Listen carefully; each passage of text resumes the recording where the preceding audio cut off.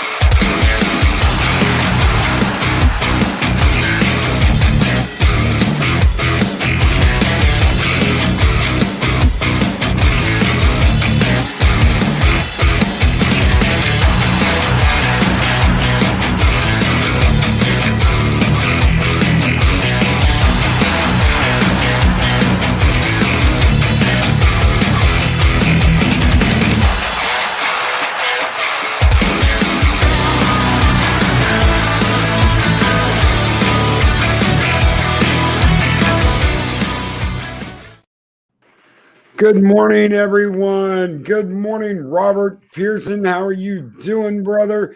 Good morning, Chris Persia, Shockwave, Keely Chow, Roll Tide, Keely, Roll Tide, Jedi Bill 797, Samantha Joe and Purple Valkyrie. The Valkyries are here, ladies and gentlemen.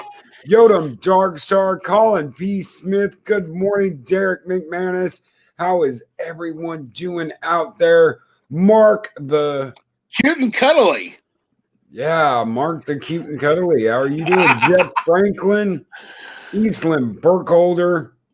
Good morning, everyone. Project Story Time. Gun Bunny. How you doing, Gun Bunny?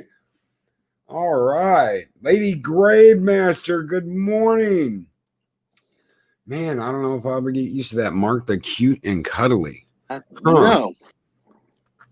I've never seen him, but I don't think cute or cuddly would be my first instinct. Sorry, Mark. No offense. Crud Sox 5. Good morning, Carol. Good morning. How is everybody doing out there this morning? It is Thursday. We are almost at the end of the week, and of course, Thursday morning means Farscape mornings. And I am God for that.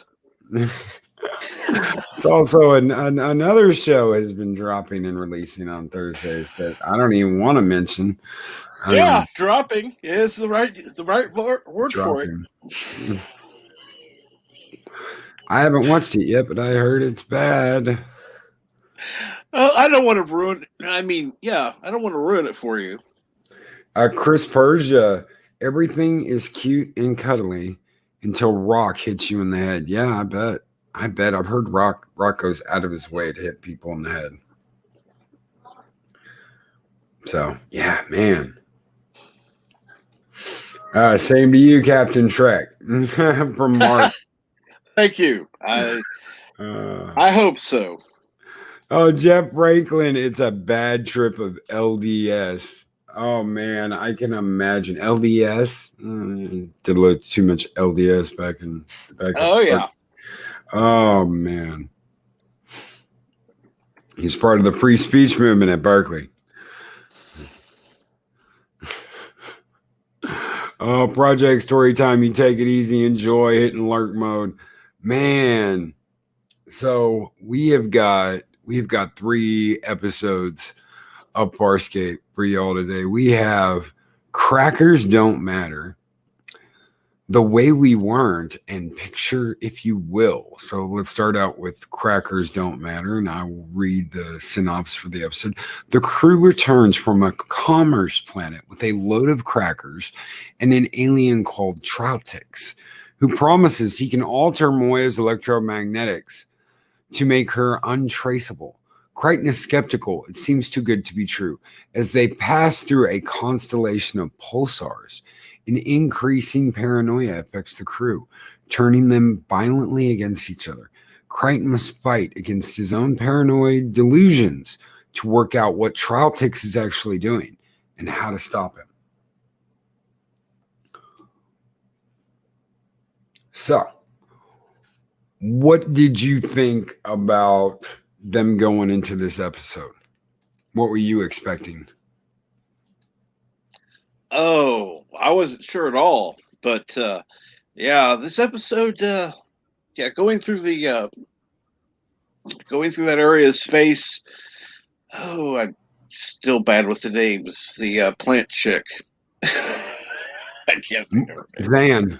Zan. Thank you. Yeah, I liked how they showed her reaction. She just absolutely loved it. Oh, yeah. And Mark the Infinitely Tired is here, folks. Welcome back, Mark. I don't know who that was earlier, but I think he was trying to impersonate you. That may have been Rock, y'all. Be careful. It may have been Rock. Psychodorf 9, good morning. And Speaker for the Dead, good morning. Lady Mist, the Guardian of the Void, is here. Hello, Lady Mist. Okay, Second Dwarf 9, I'd like my coffee, please. Oh, he's got bacon too and donuts. Ooh, awesome. And donuts, bacon and donuts for Farscape. Yes. So Zan is basically tripping. She is being affected by the pulsars. The crew is turning violent against each other. You've got this guy Traltix on the ship that promises that he can do something to help Moya, but it's not really above board because he's not trying to help Moya. Nope. And then you've got Crichton seeing an illusion. And he sees an illusion of Scorpius. That's it. I couldn't think of the name, but yeah. And Colin P. Smith just got up to the first Chiana episodes. When does Gigi Edgley become a credit title star rather than a guest star? This season. This season, I believe. Maybe next season. I don't know. I think it's this season. I have to go back and watch. You know what? That's a good question. Seeing Scorpius and Scorpius encouraging him to do something because of the pulsars, it's almost foreshadowing because Scorpius had him in the chair and tortured him. So obviously Crichton has almost a, what's the word? He has almost a PTSD when it comes to what happened to him. Oh, absolutely. Yeah. On the command carrier and on the Gamut base.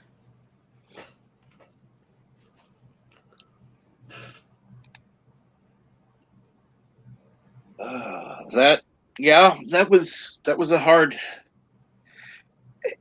I would say overall it was a good episode, but there were some moments that just kind of got a little dicey. Particularly in the end, where you see what the guy's actually trying to do, and it's like, wow, this is just kind of trippy. Yeah. And Colin P. Smith, I am actually watching the intro. If it is and I don't think she gets it until maybe after this season. So she may actually get her little title sequence in the 3rd season.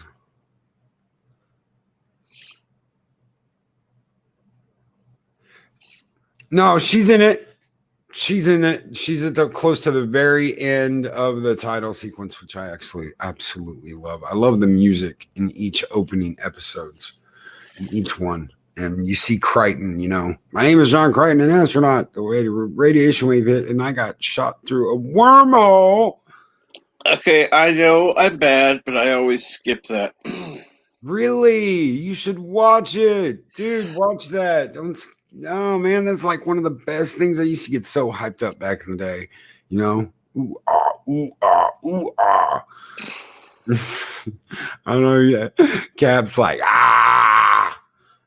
we ain't doing that. But no, I never skip the intro because I love that. I love the music. I love the music at the beginning. And you're going to get a little surprise later.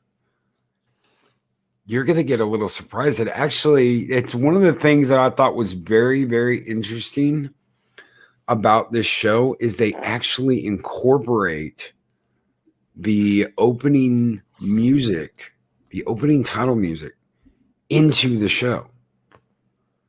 It's like the remake of Battlestar Galactica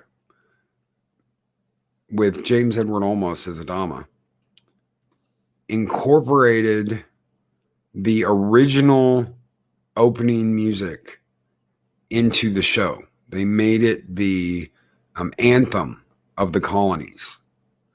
That was the colonial anthem. And I thought that was really cool. Well, Farscape will incorporate the opening music in the title sequence in season 4, I believe.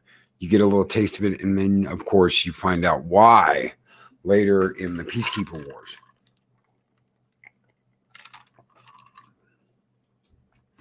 But yeah, something that you don't catch. You don't catch other series doing too much. Oh no.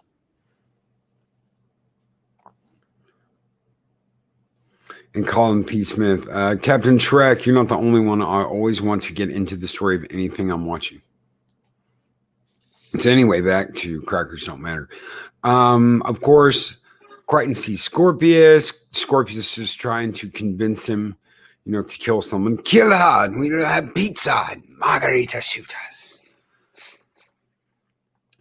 And they eventually have to deal with Trotix. And Trotix is using Moya. He's getting all this light. He's feeding off of all this light in this cluster of supernovas and stars, and he's feeding off of it. And he's using Pilot to channel all this light into this bay in Moya so that he can eat off of it. And him and Crichton have a throwdown. And of course, Crichton wins. And that's the episode. But there is foreshadowing. There is foreshadowing in this episode with Crichton seeing Scorpius. Obviously, we saw Scorpius at the end of the last season. And Scorpius is due to make a return some point in the future. So overall, what did you think of this episode? I actually liked it. I thought it was a good episode. I think it's a good episode too for what it had in it. It was weird, but a lot of the episodes of Farscape are weird. Yeah, but see, there's weird bad. Like there's that one with I can't remember the title, but the one with the 3 different Moyas that they had to get out of that gravity well, blah blah blah. That one was weird bad. This was good. Yeah, I completely agree. The next episode we have on our list, which is arguably the best episode out of all 3. I don't know. Would you argue that this next episode is the best episode out of all 3? Yes, I would. I would, It is definitely. the episode The Way We Weren't. And the synopsis, a Datacam tape is uncovered showing Aaron as part of a peacekeeper firing squad that executed Moya's first pilot. The rest of the crew want answers, but Aaron is reluctant to revisit her past, especially her relationship with Bellaric, the man who grafted the current pilot into Moya's systems. Pilot refuses to communicate with the crew, not wanting to reveal his own complicity in the murky circumstances surrounding his installment as Moya's pilot. One of the first things I want to cover in this episode, since we already know that Aaron was part of the firing squad, is their choice of color in these episodes. Everything that you see happening currently, that's happening in the episode with Crichton and the crew, is in full color. Mm-hmm. Everything's in full color. When they flashback, it's very grayed out. The camera lens they used perfectly to establish that this is happening in the past. Yes. This is a memory. And I loved the music in the very opening because the way it opens is the peacekeepers storming into the pilot's den, ready to shoot Moya's first pilot. And Crace comes in, angry, upset, aim, and they just kill, they murder Moya's first pilot. You know, that was, they slaughtered that pilot. And you hear it screaming. You hear it screaming out. And then one of the peacekeepers take their helmets off. And it is Aaron. Mm-hmm. And you're like, oh, shit. And of course, they find the crew, the current crew, Crichton and crew, find the data chip on one of Moya's tiers. And they all watch it. And they want answers. They want to know why the hell Aaron never said she was on Moya. And Aaron explains to them that she had been on a dozen different Leviathans. She had no idea that Leviathan she was on was Moya. And they want answers. Did you see us? Were you one of the peacekeepers that tortured us, that beat us, that jailed us? We want answers. It is one of the hardest episodes to watch when you care about these characters. If you care about these characters, go ahead. Well, one of the things that I liked was you actually get to understand how fully and completely Pilot is connected to Moya. Because before that, it almost looks like Pilot is just sitting there. But seeing this, it's like, no, he's fully integrated into the ship. You have these tendrils that go out into the ship that connect into the ship. Yeah.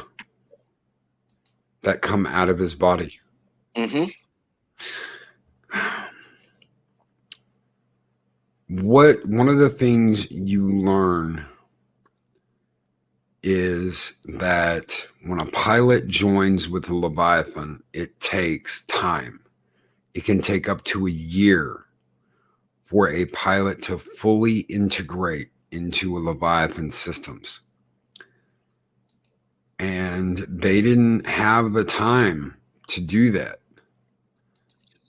the peacekeeper Velarek that melded Pilot and Moya was under a great deal of pressure from Krace. He had promised Peacekeeper I Command that his theory of doing this was possible.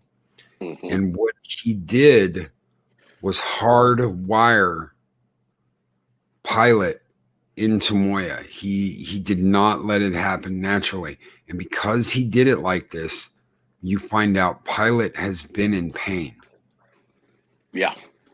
Pilot is in pain every moment in every episode. Kind of explains why he really gets assholey with them, and he's grumbling. You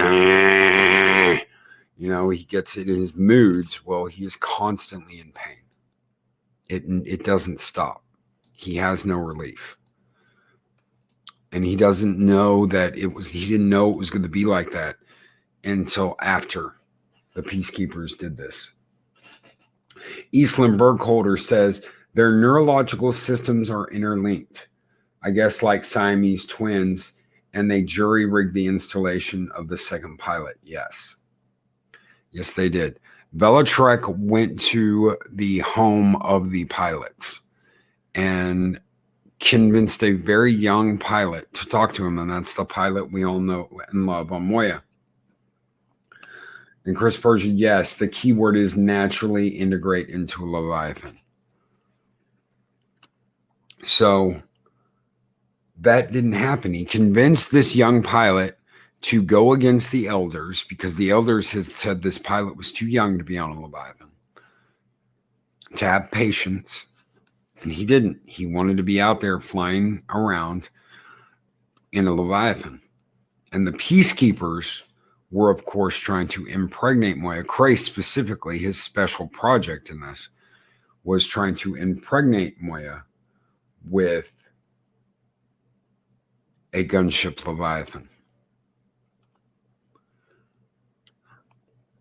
Of course, the crew say Pilot can never see this disc. He can never see this because he would absolutely positively flip out. And what happens, Cap? Oh, he flips out completely. He gets the data chip. I believe Rigel's the one who gives it to him. Oh, yes, it was. little bastard. He deserved to see it. Who knew? Rigel is something of a quandary at this point because you don't know if he had ulterior motives or not in doing this. Of course, the crew's going to suspect he does. Of course, he had ulterior motives. He's selfish. Mm.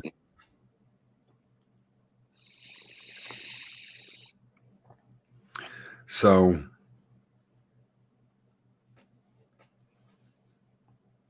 Pilot tries to kill Aaron.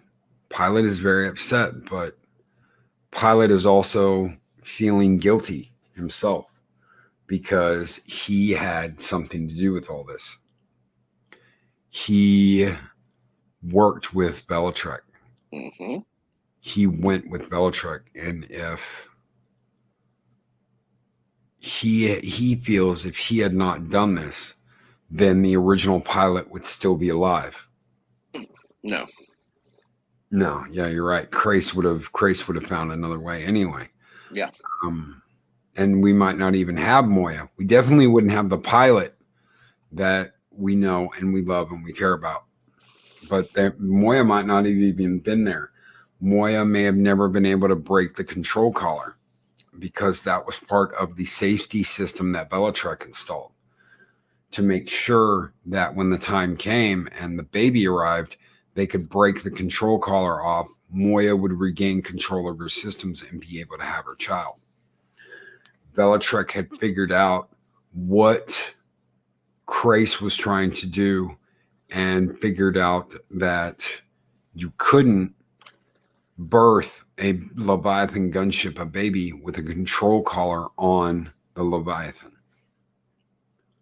They never come out and say that, but that control collar was controlled by a backup unit inside Moya.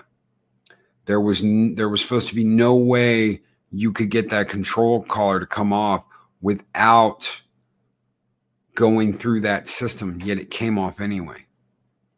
So yes, I am doing a small amount of assumption, but if you connect the dots through the series, that's what that control station that was sending out a signal. Remember when they landed on the alien planet and they went underwater? Yeah.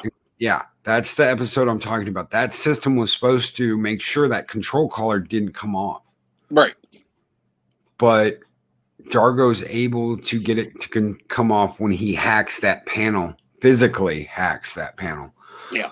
On Moya's command deck.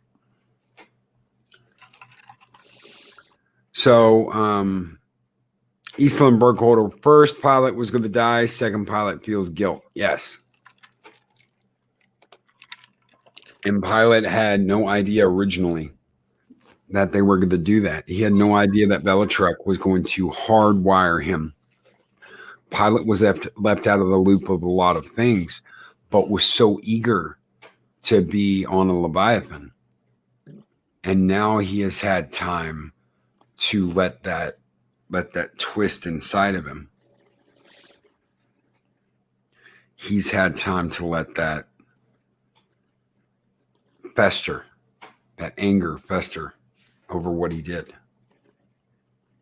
So as it's going through the backstory, you find out that Aaron was sleeping with Bellatrek.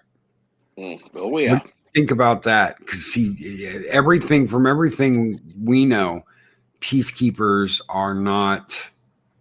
It's not like people get married, they fall in love, they get married. Peacekeepers are supposed to mate out of necessity. It's not supposed to be a loving experience. It's supposed to be, well, we need babies, so get to make babies. Mm-hmm. And Aaron seems very attached to and connected to Bellatrek. Oh yes. Very, very attractive, which is surprising because she seems so cold in the series. Yeah. But not. It's like she's holding back, but back then she wasn't with him. Yeah, back then she wasn't with him. And it's something she has to explain to Crichton and to the crew, especially with what she's done in front of her. In Eastland Burkholder, marriage and childbearing is assigned. Yes, that is how the peacekeepers procreate. It's assigned. Yeah. And it's not marriage, it's just, yeah, you get together, you have a child, and you move on. So pilot shuts everything down, shuts the ship down, and says, we're not moving in another Metra until Aaron is off this ship. We're not going anywhere. I'm shutting it all down. I'm cutting you all off. I want Aaron off the ship. She will not disgrace Moya with her presence. Meanwhile, it's going through the episode and showing us what happened in the past. Aaron is stuck on Moya in the past because she was assigned to take Bellatrek to Moya and keep an eye on him. She wants to be back on Prowler detail. Right. Oh, yeah. And when she brings this up to Crace, she gets shut down. He just walks off and ignores her. He doesn't pay any attention to her. She brings it up, requests to be put back on Prowler detail, and he just walks away from her. Doesn't even answer. It's like, you aren't even worth my time. No. Officer Sloan. And she wants to be back on Prowler detail. So in the end of this, after you get the idea, because again, they don't come out and tell you, you have got to connect some of the dots yourself, which I absolutely love that they did it that way. Bellatrek tells her I've put in place a way to stop what Crace is trying to do. Crace's secret project, which he never comes out and says what it is, which is Talon, the Leviathan gunship. He says, I've stopped it. Mm-hmm. And that is the plug that Dargo finds and breaks back in the first season, which eventually leads to Moya being pregnant with Talon. All of this is connected to the first season. Everything in here is connected to the first season. It's connected to Crace, Aaron, Moya, Pilot, and Talon. And you see a moment where she is talking to someone in the hallways in the past, and someone is escorting Zan behind her. And she looks and then turns back like some blue bitch just walked past me. And yes, she was there. She was there. She saw some of the current crew, and none of that mattered. She didn't even realize until this happened that she was on this Leviathan. She betrays Bellatrix. Aaron betrays Bellatrix and informs Crace that he's screwed up your little project, which would explain why a Peacekeeper command carrier was escorting a Leviathan through space. The Peacekeeper High Command would not waste a carrier to escort one lone Leviathan through space. Mm. So this goes back to the very first episode Wow. of Farscape. That is why the Prowlers were attacking when Crichton came through the wormhole and got picked up by Moya and started this entire crazy adventure.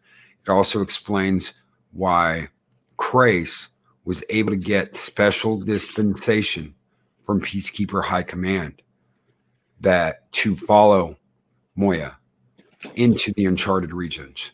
It wasn't just about his brother. It was about Talon. He did not want to lose his Leviathan gunship.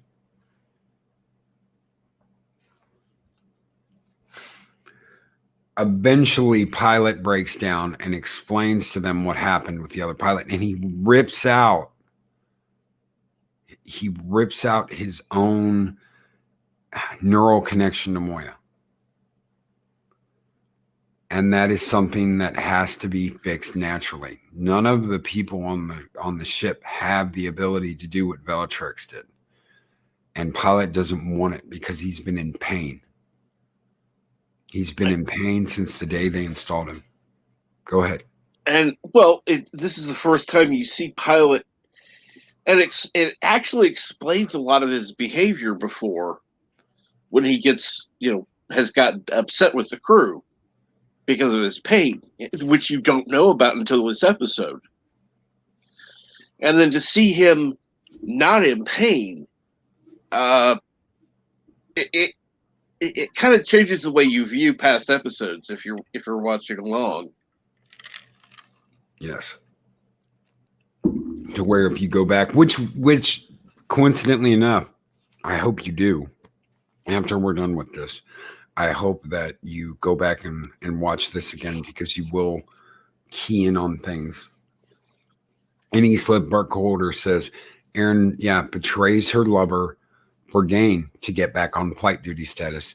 She betrays Bellatrix to Crace and lets him know, yes, he has sabotaged your little project. And he immediately puts her back on Prowler detail. Well, this time he actually listens to her because... Yes. Yeah.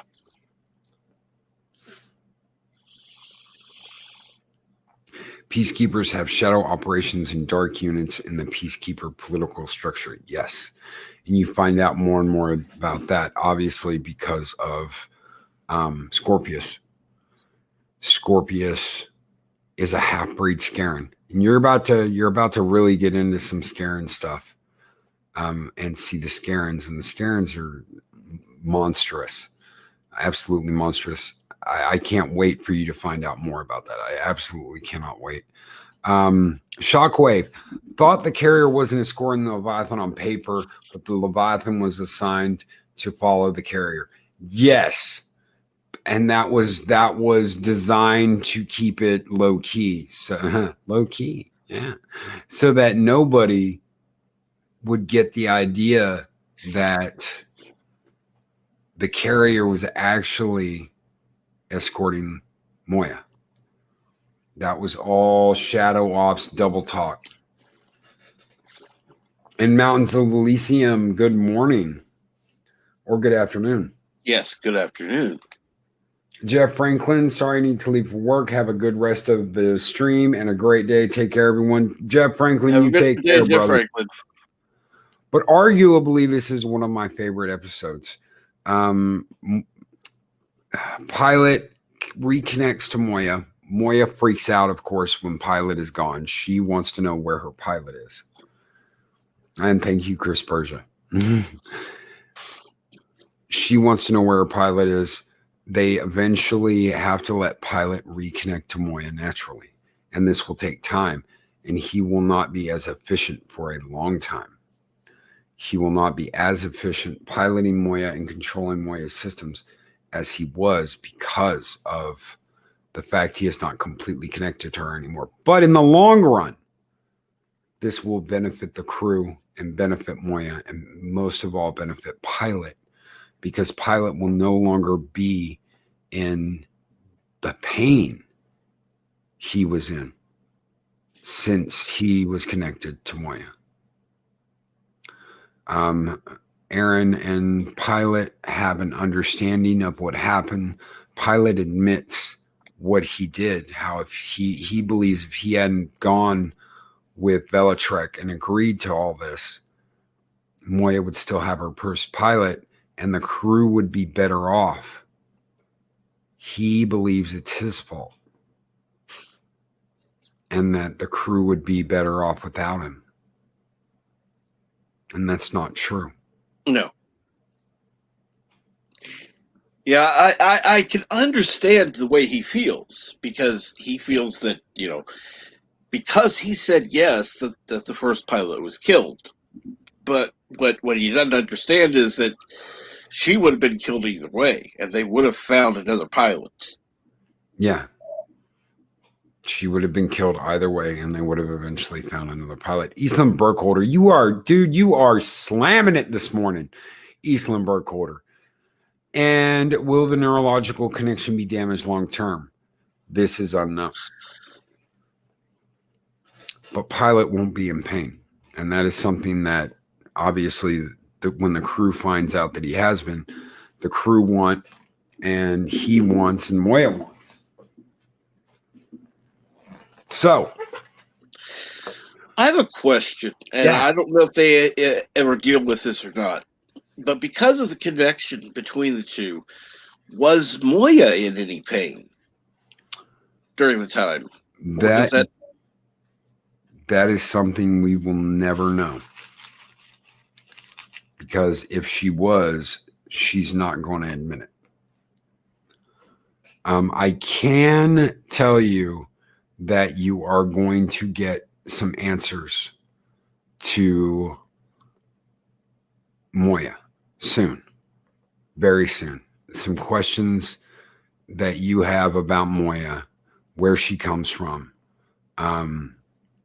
how she is a living ship, a biomechanoid ship.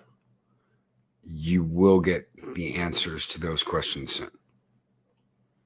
And it blew me away. It absolutely blew me away.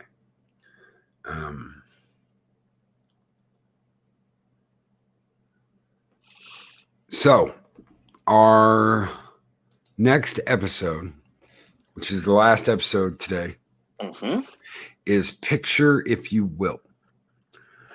Chiana is given a picture that predicts the future. It's like a glass portrait. It depicts the death of Chiana, followed by the rest of the crew who appear to die one by one in self-fulfilling prophecies. And this episode is actually the return of a villain, since we've both watched it and know what's going to happen. Let me scroll back up here. Maldus makes his return. Maldus was the vampire from that old Black Magic, episode 8 of season 1. And the synopsis for that episode was: on a commerce planet, another commerce planet, Crichton finds himself lured into an alternate reality controlled by Maldus, a being who feeds off negative energy.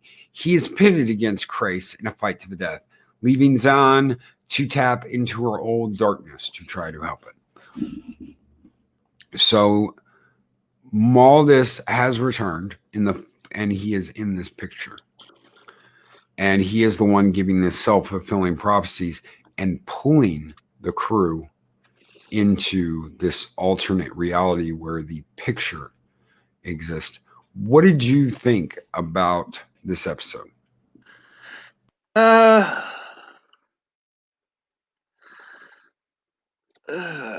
mean, don't get me wrong. It wasn't a horrible episode. It's just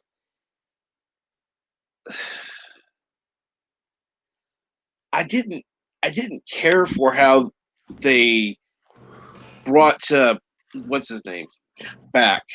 Maldus. You know how the whole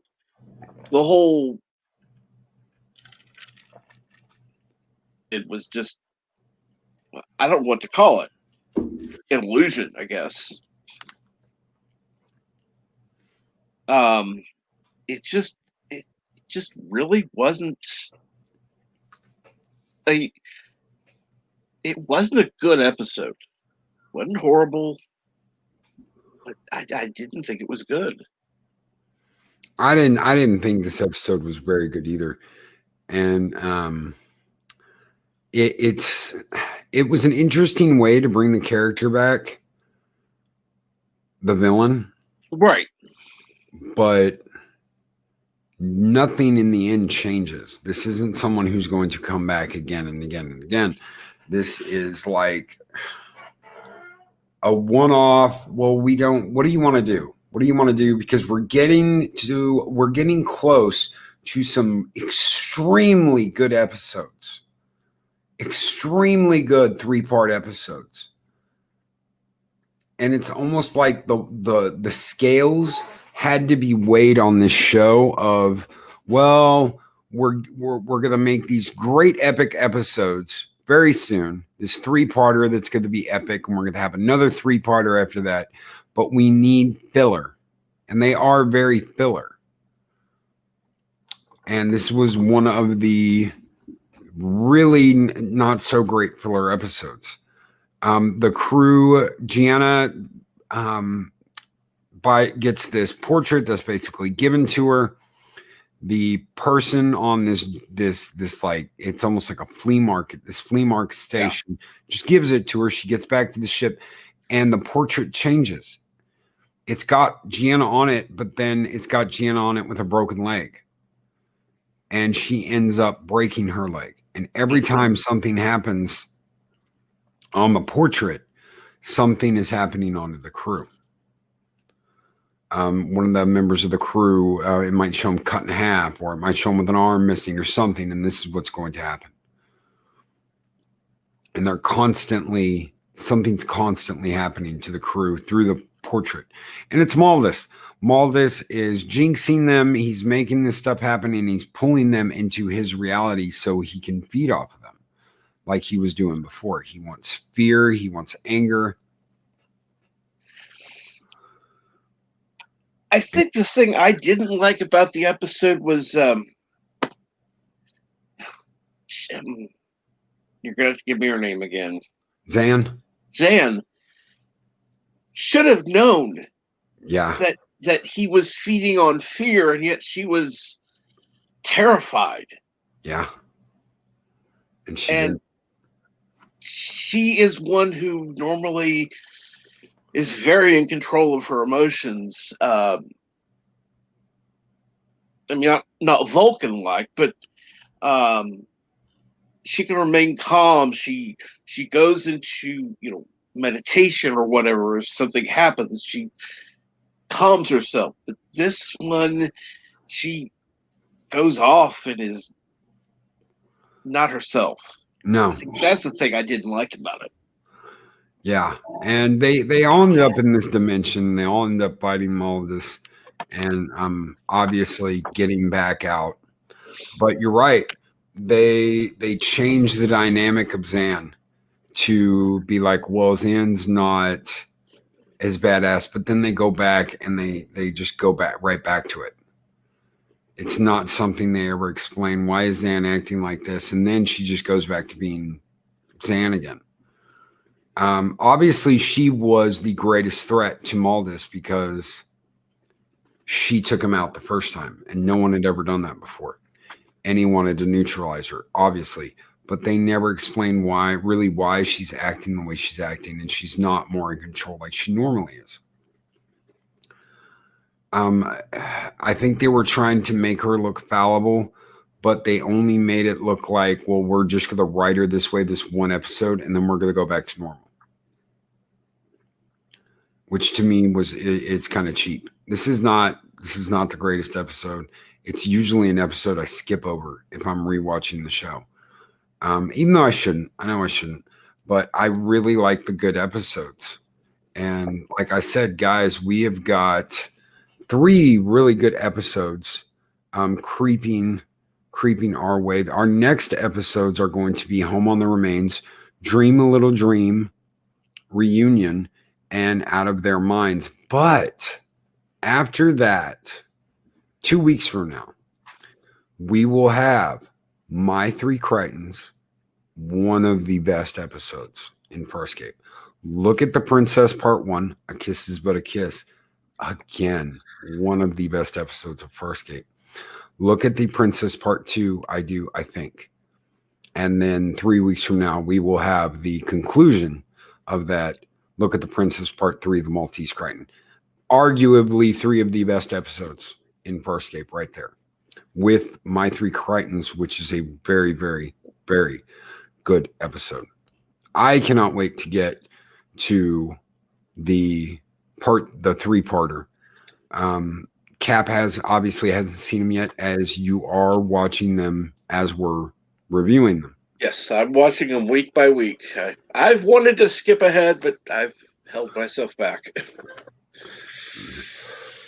Get through it as quickly as possible. No, savor it, sip it, sip.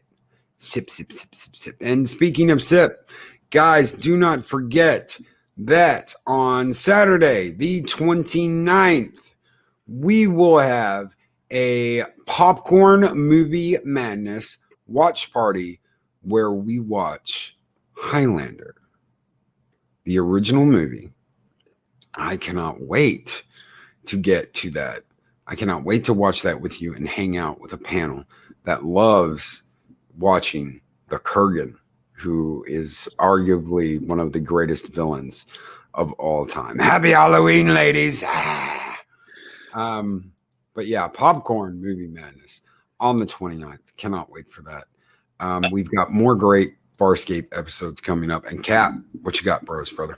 Well, I was just gonna ask, speaking of panels, are you going to be having that a panel later today, after watching one of the most awesome new series available on CBS All Access? Oh my God, I can't believe I said that. Ugh. Yes, I have to watch it. I have not had a chance to watch it yet. I watched it twice already. I'm gonna have to watch it. I know that Canuck has asked to be on it. I would love to have Canuck on it. I would love to have Purple Lady back, or Purple Valkyrie back. My mistake, Purple Valkyrie. If anyone else would like to hop on for a review, DM me in the next couple of hours before we go live. I am going to try and go live. We'll run about an hour and go over it. If anybody would like to be on the panel, I'm going to probably shoot for about 5 hours from now So about 2 p.m. Central Standard Time. So if you would like to watch, if you would like to hang out and be on the panel, let me know. I don't want to go over 6 people. I know we can have 10, but I don't want to go over 6. 6 for the panel. So Right. if you want to be on, it's Rambling Canuck. Good morning, Rambling Canuck. Yes. And Purple Valkyrie, let me know if you want to be on it. Anybody else that is interested, please DM me before 2 p.m. before we start. And I, personally, I would like to also see people who like the episode, because that way it's balanced. Yeah, Mr. C. No, I'm sorry, Mr. C. Positive Candor. If you still want to be on there, let me know. That leaves us a spot. So with Purple Valkyrie, me, Cap, Canuck, and Positive Candor, that makes 5. I have 1 spot. If I have 1 spot available, so if you would like to, please let me know. And Colin P. Smith missed Blue Bonnet's Highlander review, so I'll try to catch yours. Thank you so much, brother. We're just gonna have a watch party, dude. We're not even gonna review it. We're just gonna have a watch party, brother, and we're just gonna have fun. Colin, if you would like to be on that panel, send me a message on Discord or send me a message on Twitter and let me know you would like to be on the panel. I would love to have you on the panel, brother, if you want to hang out and watch it all with us and comment live while we're watching the movie. Comment live while we're watching the movie. Mr. CCDB, let me know which one you're talking about. If you want to be on the panel, then it's full. So let me know. I know you liked the first episode. So that will give us some balance if you were talking about Picard. Lower Decks. Yeah. Lower Decks. Sorry, it's all the same dumpster fire to me. So. Oh yes, thank you, Speaker for the Dead. And Rambling Mr. CCDB would be a good addition to the panel. Mr. CCDB, I'd love to have you on later today, brother. 2 p.m. is what I'm shooting for, guys. If you want to watch our review of Lower Decks, and if that's the time everybody's good at Lower Decks, all right, then the panel is full. Thank you, Mr. CCDB. All right, this will be great. Panel's full. Thank you so very much for offering, Mr. CCDB. 2 p.m. And we will probably keep doing that.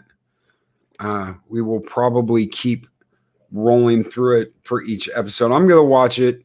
I got through Picard. I can get through a 24-minute episode of Lower Decks.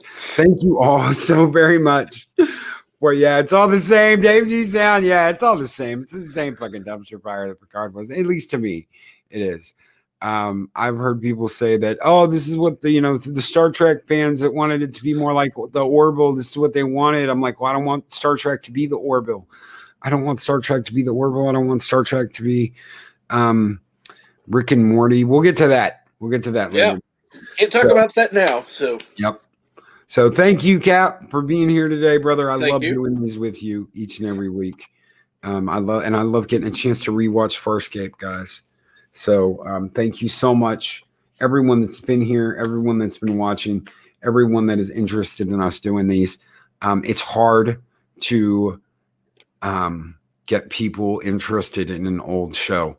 Yeah. And when I had people tell me, no, you don't want to do that, you want to do something current, I said, I'm going to do it anyway, because this is what we're about. We're about good things. I know we rail against the shit that is coming out, but I also want to give the really great things, the really great shows, the really great movies that have been in our minds and our hearts for so long, the spotlight it deserves. And that's why we're going to keep doing Farscape. So everybody have a great day. Thank you so much for being here. We'll see you later at 2 p.m. Central Standard Time for our Lower Decks review. Yes. Every- And please, go if you can, if you're not busy on Friday at 7 p.m., I am going to be doing a watch party for The Expanse. Speaker of the Dead, it will be on my channel. Speaker of the Dead and I are doing a channel switching thing. When he is available, it'll be on his channel. We're going to be Cool. doing episode 3 of The Expanse. Cool. Absolutely awesome. Do you care if I pop into that? No, it's fine. Okay. It'd be wonderful. All right. Heck yeah. I'd love to watch that episode again. All right, guys. Everyone have a great day. Have a wonderful day. And we'll catch you guys next time.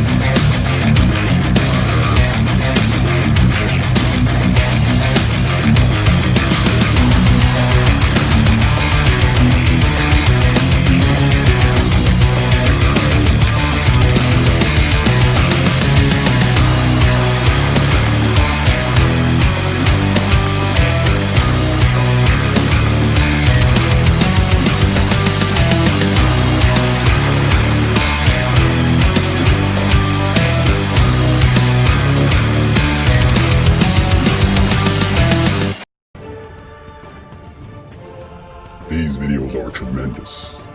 Like, comment, and subscribe, and hammer that notification bell.